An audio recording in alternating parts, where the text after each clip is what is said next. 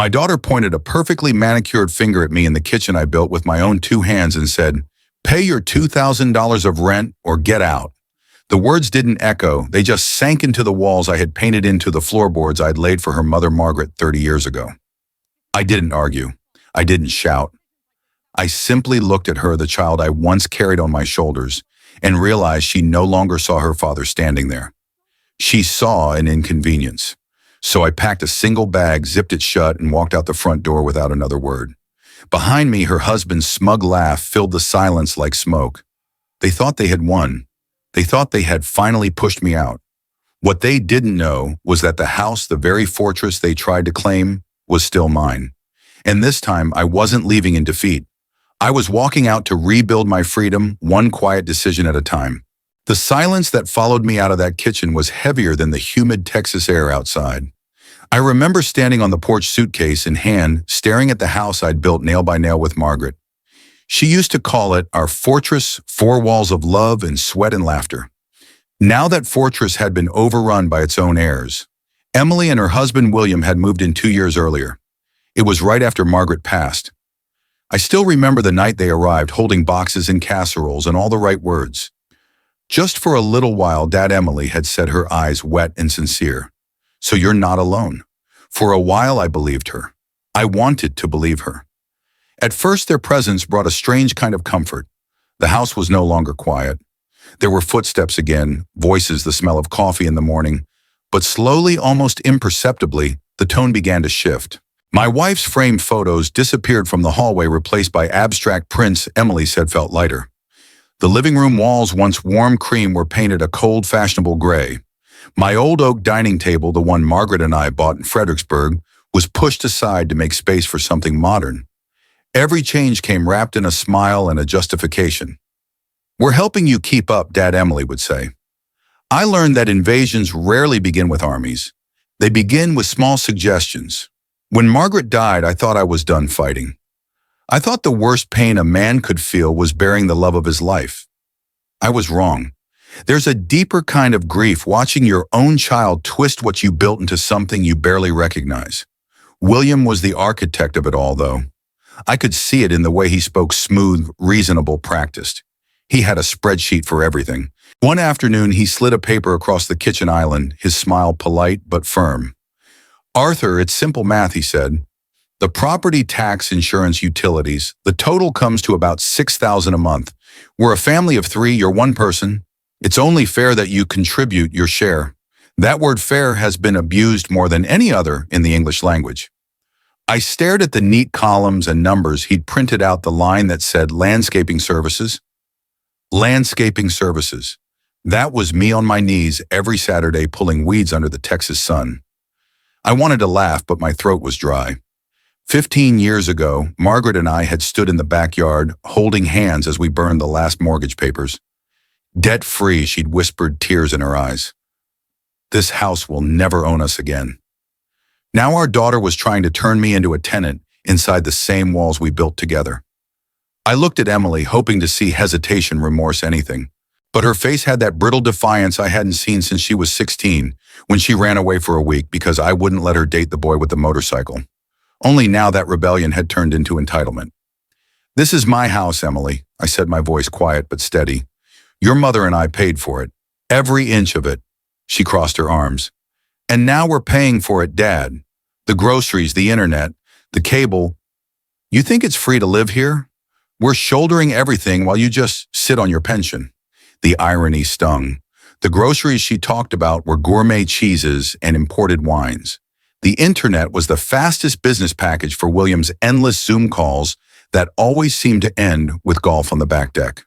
That was the moment I realized something fundamental had shifted. I was no longer the father in their story. I was an obstacle. After Margaret's funeral, when Emily cried on my shoulder and said, "You'll never be alone," I thought she meant love. I didn't realize she meant supervision. The months that followed were a slow erosion of boundaries. My wife's old candles replaced by perfumed glass jars that smelled like hotels. Her piano sold under the excuse that nobody plays it anymore. Then one morning I woke up to find that my own bedroom, our bedroom, had been repainted and taken over. "It's safer for you downstairs," William had said. "The stairs are a hazard at your age." And I believed him. For a while. Because a tired man will accept almost anything if it's said softly enough. But that day in the kitchen, something inside me broke not violently, but cleanly, like a carpenter finding a perfectly straight line in warped wood. I said the only word they didn't expect. Okay, William's grin widened. Emily blinked, confused by how easily I surrendered. Okay, what she asked. You're right, I told them. It's time for me to go. I went to the guest room, the one they'd relegated me to, barely big enough for a single bed and a dresser. It felt almost poetic to pack from there. I opened my old leather suitcase, the one Margaret and I had used on road trips through the hill country. The smell of worn leather and memory filled the air. I didn't take much. A few shirts, jeans, my father's hand plane, a cedar box with a photograph of Margaret laughing in the garden. She would have understood this. She always did. When I zipped the bag shut, the sound was final. It wasn't retreat. It was strategy. Outside, the late afternoon sun slanted through the pecan trees, gilding the porch railings I'd sanded by hand. I didn't look back when I closed the door. Some doors once shut are meant to stay that way. My next stop was Jack Carter's house, the neighbor who'd been my friend for 3 decades. We built our decks together, drank our coffee black, and understood silence the same way other men understood words. When he opened the door and saw the suitcase, he didn't ask questions. What did they do now, Arthur? He said, stepping aside. They're charging me rent, I told him. Jack muttered something short and sharp under his breath, then gestured toward the spare room. It's yours, no rent, no nonsense. And just like that, the weight I'd carried for 2 years began to lift. I wasn't alone anymore. And a man who isn't alone is never defeated. He's just regrouping. That night, as we sat in his cluttered kitchen, surrounded by the smell of coffee and motor oil, I realized something profound. There's power in being underestimated. They thought they'd stripped me of everything, my home, my pride, my authority. But what they'd really given me was clarity. They had shown me who they were, and now I was going to show them who I still was. The next morning, the air felt strangely clear. Maybe it was the absence of their noise, or maybe it was the way the world sounds when you finally stop pretending. Jack's house smelled of old wood machine oil and honesty. He poured 2 mugs of black coffee strong enough to wake the dead and slid one toward me across the scarred table. We didn't talk much. After 30 years of friendship, silence was our native language. He broke it first. You know, Arthur, there's something I've been meaning to tell you, he said, eyes fixed on the window.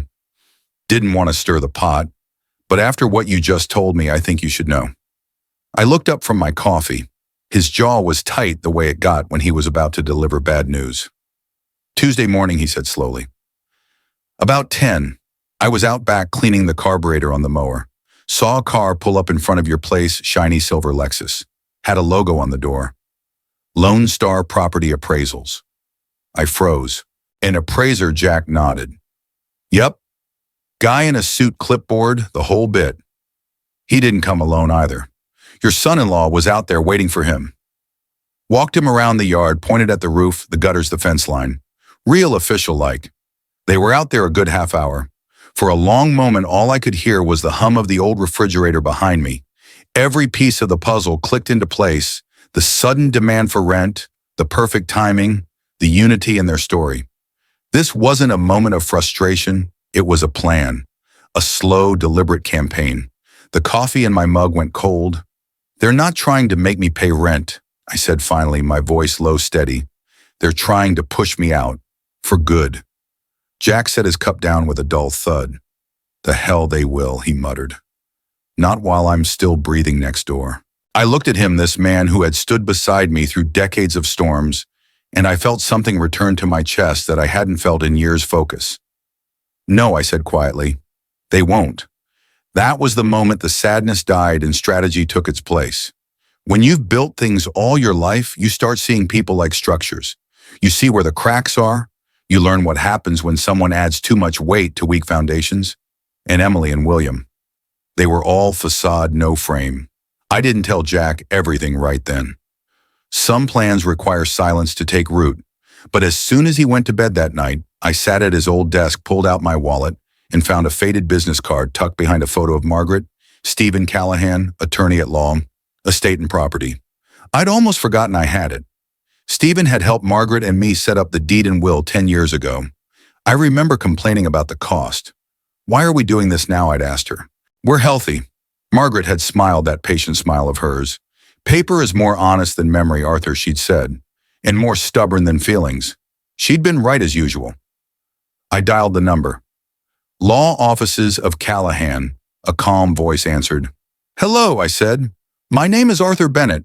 I'm an old client. I need to speak with Steven. He came on the line within 30 seconds. Same voice, precise, unhurried, the kind that could untie a knot just by describing it. Arthur, he said, it's been a while. How are you holding up? I've been better, I said. And then I told him everything. I didn't embellish or dramatize, just facts. The rent demand, the spreadsheet, the appraiser, the quiet cruelty behind every polite word. He didn't interrupt once. When I finished, there was a long silence. I could hear the soft tapping of his pen against paper, methodical and calm. Arthur, he said finally, I'm looking at the Travis County property records right now. The deed is in your name, transferred to you solely upon your wife's passing. Mortgage satisfied. Title clean. No liens, no co-owners. That house is 100% yours. Relief hit me so hard it was almost dizzying. So they can't legally force me out. Legally, Steven said, his tone sharpening. Absolutely not. But this isn't a legal fight, Arthur. It's psychological. They're trying to make you uncomfortable enough to give up, to sign the deed over for convenience. It's a campaign of attrition. I leaned back in the chair. I don't want to fight, Steven. I just want peace. He chuckled softly, not unkindly. Then we won't fight. We'll correct. Quietly, how I asked. First, he said, you sell the house. I blinked. Sell it. Yes, he continued, but not the traditional way. No open houses, no signs on the lawn. There's something called a pocket listing. I'll connect you with someone I trust, a discreet agent named Olivia Martinez. She specializes in off-market sales. She'll have it inspected, listed, and sold before your daughter even knows what's happening. Won't they notice the money, I asked? That's part two, Steven replied. We establish an irrevocable trust, the Margaret Bennett Trust. The sale proceeds go straight there. You'll draw an income, but the principal is protected. They can't touch it. Not legally, not emotionally. It'll be as untouchable as the memory of your wife. For a long moment, I couldn't speak. Her name, Margaret, spoken again, tied to something that would outlive the chaos. This isn't about revenge, is it? I said quietly. No, he said. It's about preservation. Revenge burns. Legacy builds. When we hung up, I sat in the dark, the only light coming from the small lamp by Jack's window. I pulled Margaret's photograph from the cedar box, the one of her smiling beneath the oak tree. Paper is more honest than memory, she'd said. And for the first time, I finally understood what she meant. The next day, I met Olivia Martinez at a small cafe on the other side of town. She wasn't flashy. No diamond pins, no oversized purse, just sharp eyes and calm confidence. Steven told me you needed discretion, she said. Speed and silence are my specialties. We spoke quietly over coffee, discussing time schedules, and one very critical detail, Emily and William were gone most weekday afternoons. That's when she'd bring her buyers. One showing, 1 hour. No trace. By the time I walked out of that cafe, the plan was alive. For the first time in years, I felt like a builder again. Only this time, I wasn't constructing walls of brick and wood. I was building something stronger, a new life laid out in blueprints of silence and patience. They had mistaken my quiet for weakness. They were about to learn it was the sound of a man measuring every cut before he strikes. 4 days after my meeting with Olivia, I sat on Jack's back porch at dawn, watching the sky turn the color of forged copper. The air smelled of dew and coffee grounds. Jack was inside, humming to himself, tinkering with something mechanical, while I stared at the house across the fence, my house. Emily's car was gone, William's too. They were both out chasing whatever version of success had replaced decency. Olivia had texted earlier that morning, buyers confirmed for Thursday 2 p.m. One showing, 1 hour. Everything would happen quietly and visibly. That was the beauty of it. No signs, no neighbors gossiping, just a transaction of silence between those who valued things built to last. I spent that morning sorting through what little I still own. It was astonishing how simple life became once you stripped away the illusions. Most of what we cling to are monuments to our own vanity, proof that we existed in other people's eyes. But in the end, all a man truly needs are his tools, his memories, and a steady hand. By 2 o'clock, Jack and I were sitting in his truck parked 3 houses down from mine. From there, we had a clear line of sight to the driveway, though we were mostly hidden by a hedge that had grown wild. The engine was off the cab, quiet except for the rhythmic click of Jack's thumb on his lighter. "Remember I said my voice low if you see their car, take off the hat. If it's them, drop the rake." He smirked. "We've pulled off trickier things with less warning." At exactly 2, a dark gray Volvo eased up to the curb. Olivia stepped out, first calm, precise professional. 2 people followed her, a man and a woman in their mid-40s. Even from a distance, I could tell they weren't the type looking for a trophy property. They had that quiet seriousness you only see in people who've worked for everything they have. "That's them," Jack said softly. "The real kind." I nodded, watching as Olivia led them up the walkway I'd poured myself 20 years earlier, brick by brick, with Margaret's laughter in the background. When the front door opened, I held my breath. The house swallowed them whole. Time stretched. I imagined them walking through the living room, seeing the mantel I'd carved from reclaimed wood, the shelves I'd built for Margaret's books, the windows that caught the morning light just so. I imagined the woman tracing her fingers along the oak cabinets and smiling not at luxury, but at craftsmanship. That mattered to me.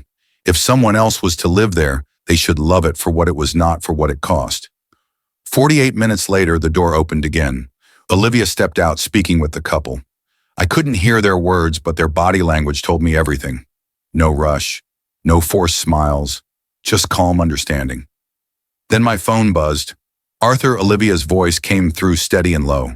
"They love it. All cash offer $940,000. They'll waive inspection close in 10 days. For a long moment, I didn't speak. The number itself barely registered. What mattered was what it represented. Freedom, dignity, the right to live the rest of my life on my own terms. "Yes," I said finally. "Tell them we accept." She exhaled, the faintest hint of a smile in her tone. "I'll prepare the papers." "Congratulations, Mr. Bennett." When the call ended, Jack looked at me, eyes wide. "You really did it?" "No," I said, watching the last slant of afternoon light spill across the roofline. "We did it right." That night I couldn't sleep. The plan had become real, irreversible. By selling the house, I wasn't just closing a chapter, I was sealing it. Margaret's voice echoed in my mind. "Paper is more honest than memory."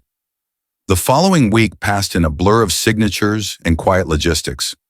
Olivia handled the buyers, Steven finalized the trust. I withdrew nothing, transferred everything. The Margaret Bennett Trust became a living fortress, one no greedy hand could breach. When the closing day came, Steven and I met the Rhodes family at the title office downtown. The room smelled of paper and polished wood, sterile and ceremonial. The new owners, Dr. Daniel and Dr. Claire Rhodes, were kind, soft-spoken people. Daniel had calloused hands despite his suit, the kind of hands that built things before they healed them. "Take good care of it," I said as I shook his hand. "We will," he replied with quiet sincerity.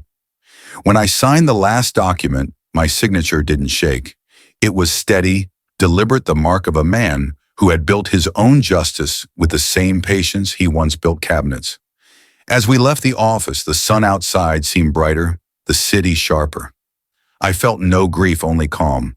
The fortress was gone, but its spirit was safe. 2 days later, justice came knocking at my old front door. Jack told me how it happened. A Travis County sheriff's car pulled up, no lights, no sirens, just the simple weight of authority. Behind it, a sedan from Ash Grove Property Management.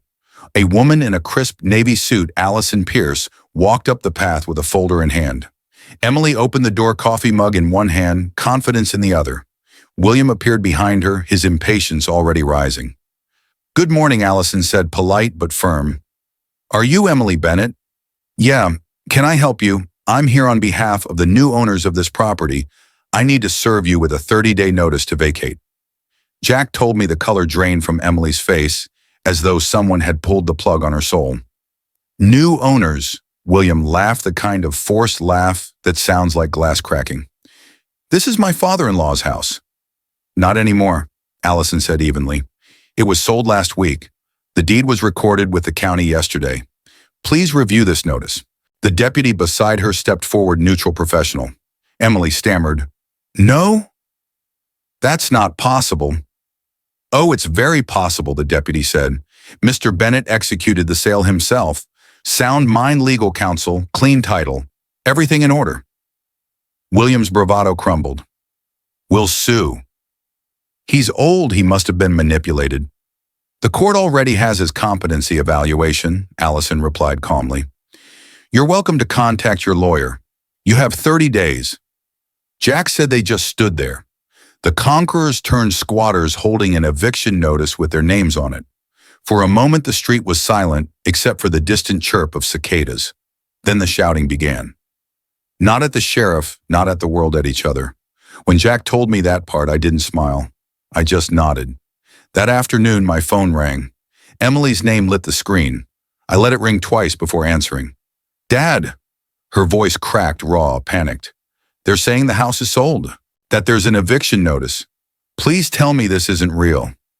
I watched the blue jays outside Jack's window, their movements sharp and unbothered. "It's real, Emily," I said quietly. Her breath hitched. "But you can't just sell our house."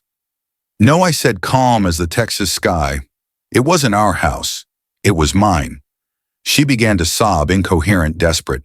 And then beneath the noise, I heard William in the background yelling, grasping for control. I waited until they both quieted before I spoke again. "You once told me, pay the rent or get out."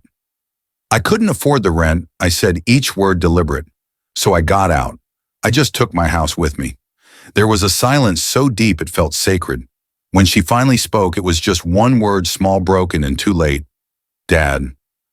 But forgiveness is a door that only opens when there's respect on both sides, and theirs was still locked. I ended the call with a quiet tap. No drama, no victory speech, just silence, the same silence they mistook for weakness. Only now it was justice. A week passed before I saw Emily again, not in person, but in a reflection on a cafe window downtown. She was across the street, walking fast, her phone pressed to her ear, hair unkempt, face drawn tight. She didn't see me. I didn't call out. Some distances are better left uncrossed. Jack had told me what happened after the notice. The house emptied faster than anyone expected. William tried to fight it, calling lawyers, shouting about rights and coercion, but there was nothing to fight. Every document had been airtight, every signature verified, every decision recorded by 2 witnesses and a notary. The law, for once, was not on the side of those who shouted the loudest. The new owners, Dr. Daniel and Dr. Claire Rhodes, moved in quietly the following week. They sent me a short letter through Steven, just a few lines of gratitude and respect. "Your craftsmanship will be cherished. We will care for this home as if it were our own." That was all I needed to hear. I didn't return to see the house again. Some men look back and turn into pillars of salt. I preferred to keep walking forward. Jack and I settled into a routine. Mornings with coffee, evenings fixing small things around his property. He'd always said that 2 old men with tools could fix the world if given enough time. Maybe he was right. One afternoon, he found me on the porch with a stack of papers spread out on the table. Legal documents, drafts, and a blank foundation charter that Steven had sent. "You building something new?" he asked. In a way, I said, something Margaret would have approved of. He poured us both a drink and sat beside me without another word. That night I read through the charter again. At the top, in clean gold lettering, it said, "The Margaret Bennett Foundation." It would be funded entirely from the trust. The goal was simple: to provide scholarships and tool grants for young people entering trade schools across Texas. Mechanics, carpenters, welders, electricians, the builders of the world, the ones who keep it standing when others only talk about innovation. Margaret had always said that dignity doesn't come from a title. It comes from doing something well. For the first time in years, I felt proud again, not of what I had reclaimed, but of what I could still give. Steven met me at his office downtown to finalize the paperwork. His conference room was lined with books that smelled faintly of dust and permanence. As I signed the final page, he leaned back in his chair, studying me. "You know," he said, "most people in your situation would have stopped at revenge. But you went further." I capped the pen, looked up, and smiled faintly. "Revenge dies with the moment. Legacy lasts." He nodded. "That's exactly what your wife said when we set up the original deed. Paper is more honest than memory, I murmured. Stephen smiled. She was a wise woman. Too wise, I said softly. When I left the office, the sun was low, painting the city in gold. The wind carried that faint scent of rain that always comes just before dusk. I walked without hurry, just listening to traffic, to footsteps, to the steady rhythm of my own breathing. For the first time in years, I felt completely at peace. That night back at Jack's place, we sat on the porch again. He handed me a mug of coffee and nodded toward the horizon. So what's next? I think I'll visit the hill country, I said. Margaret always wanted to see the blue bonnets in bloom again. Maybe I'll bring her photo along. He chuckled. You going soft on me, Bennett? Maybe, I said, smiling. But soft doesn't mean weak. We sat there in companionable silence, two old men who had seen too much but learned even more. Later, as the stars came out, I opened my old cedar box and took out Margaret's picture, her laughing by the oak tree hair caught by the wind. I set it on the table beside my cup. The porch light gave her face a faint glow. I did it, love, I whispered. They can't touch what's ours anymore. The next morning, I woke early before dawn. The air was cool, the kind that carries promise. I packed light, just the essentials and the photo, and drove west until the city gave way to open fields. The road wound through wildflowers and fence lines, familiar but new. Every mile felt like shedding another layer of old pain. When I reached the top of a hill overlooking a wide stretch of land, I pulled over. The sun was just breaking over the horizon, turning the grass silver. I stepped out, stretched and breathed. There was no bitterness left, no noise, just the quiet heartbeat of the earth and the low hum of freedom. Margaret's photo sat on the hood of the truck, the glass catching the light. I remembered her voice, the way she'd tell me that love wasn't about holding on. It was about building something worth leaving behind. That's what this was now. Not an ending, but a handoff. From pain to peace. From silence to purpose. I don't know what became of Emily and William after that. Steven mentioned they'd left Austin for a smaller town trying to start over. Maybe they learned something. Maybe they didn't. But their story wasn't mine to carry anymore. I had already chosen my inheritance, peace over pride, creation over destruction. Weeks later, Steven sent me a letter. The first scholarship from the Margaret Bennett Foundation had been awarded to a 20-year-old carpentry student named Luis Ortega from San Marcos. Enclosed was a photo, a young man standing beside a half-built wooden table, smiling with sawdust on his sleeves. Something about that image undid me. The posture, the hands, they reminded me of myself at 20, full of dreams and calluses. I framed the photo and placed it beside Margaret's picture on Jack's mantle. Looks like you're building again, Jack said when he saw it. Yeah, I said, just with different tools. That night, as the Texas wind whispered through the trees, I realized that true revenge isn't destruction, it's restoration. To take the pain someone gave you and turn it into something that helps another person stand taller. That's what Margaret would have done. That's what she'd always wanted for me. Before I went to bed, I looked once more at her picture and said quietly, "It's finished. The fortress is safe." The room was silent, but it felt full, as if she was there smiling, that knowing smile of hers, proud but gentle. And for the first time in a very long time, I felt the warmth of the sun, even in the dark. Because some victories don't need applause. They just need peace. The story of Arthur Bennett isn't about revenge. It's about respect. A father who built a home with his bare hands only to be told to pay rent. A man who chose silence instead of shouting law, instead of chaos, and dignity instead of despair. In the end, he didn't destroy his family, he rebuilt himself.